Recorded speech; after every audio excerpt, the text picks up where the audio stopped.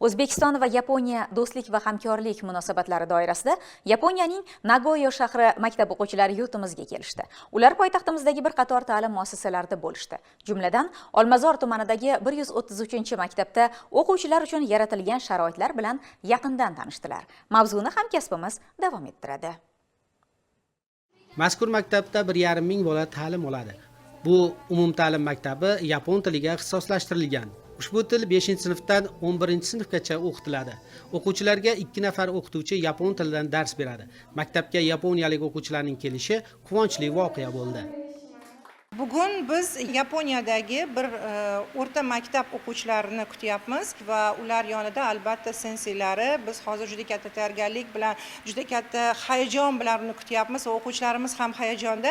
Bugungi hamkorlikdan so'ng men umid qilib qolaman, mana hamkor tashkilotlar bilan uyushtirilayotgan bugungi tadbirdan keyin bizning mana shu yapon tilini o'rganayotgan o'quvchilarimiz ham qaniydi Yaponiyaga borib sayohat qilib kelishsa. Bu nima beradi? Bu Yaponiya xalqi haqida umumiy bir tasavvurga ega bo'ladi. Mehmonlar maktab o'qituvchilari va o'quvchilari tomonidan tantanali ravishda kutib olindi. Dastlab ular milliy o'zbek taomi oshning tayyorlanish jarayoni bilan tanishdilar. Shundan so'ng o'quvchilar bilan dildan samimiy suhbatda bo'ldilar. Uchrashuv davomida yuqori sinf o'quvchilari yapon tilida yod olgan she'rlari hamda maktab hayoti haqida so'zlab berdilar. Biz Toshkent va Samarqandda bo'ldik. Yurtingiz juda chiroyli, ammo issiq ekan. Toshkentda zamonaviylik, Samarqandda ko'hna tarixni guvohi bo'ldik. U yerda yodgorliklar juda ko'p ekan.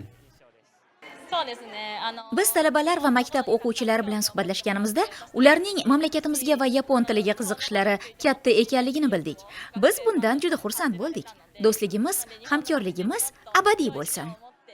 Kichkintoylarning musiqiy chiqishlari, yuqori sinf o'quvchilari o'qigan yapon tilidagi she'rlar, maktab hayoti to'g'risidagi ma'lumotlar yaponiyalik o'quvchilarga manzur bo'ldi. Shundan so'ng mehmonlar 133-maktab o'quvchilari bilan bir stol atrofida o'tirib, gul qog'ozdan ajoyib sovg'abop buyumlar tayyorlashdi. Uchrashuv barcha uchun unutilmas lahzalarga boy bo'ldi.